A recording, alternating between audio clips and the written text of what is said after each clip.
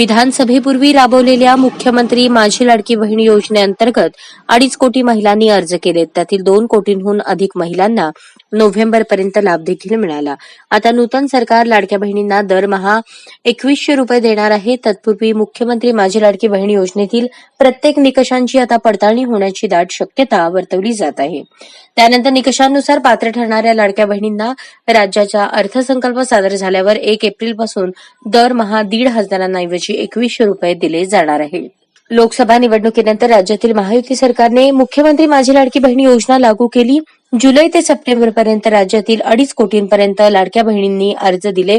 योजनेच्या लाभासाठी कुटुंबाकडे 4 चाकी वाहन नसावे, वार्षिक उत्पन्न 2.5 लाख रुपयांचे असावे, लाभार्थीच्या कुटुंबातील कोणी आयकर भरणारा नसावा, एका शासकीय योजनेच्या तेवढ्याच रकमेचा लाभ घेणाऱ्या महिला अपात्र असतील असे निकष घालण्यात आले होते. मात्र या निकषांची काटेकोरपणे पडताळणी होऊ शकली नाही. त्यामुळे प्रत्येक अर्जदाराकडून स्वयं घोषणापत्र घेतले आणि त्या सर्वच 21 ते 65 वयोगटातील अर्जदार लाडक्या बहिणींना दरमहा 1,500 रुपयांचा लाभ दिला.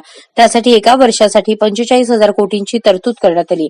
अनेकांनी पात्र नसतानाही अर्ज केल्याची चर्चा आहे. त्यामुळे योजनेच्या निकषांची काटेकोर पडताळणी झाल्यास मोठ्या प्रमाणावर लाभार्थी कमी होऊ शकतात आणि तेवढ्याच निधीतून पात्र लाडक्या बहिणींना दरमहा 2100 रुपये देणे शक्य होईल, असे राज्यस्तरावरील अधिकाऱ्यांचे मत आहे. नवीन सरकार स्थापन झाल्यावर योजनेच्या अधिक रकमेसाठी किती रक्कम तिजोरीतून आगाऊ जाऊ शकते, या निकषांची पडताळणी झाल्यास किती लाभार्थी कमी होतील यावर अभ्यास होईल, असेही विश्वसनीय सूत्रांनी सांगितले.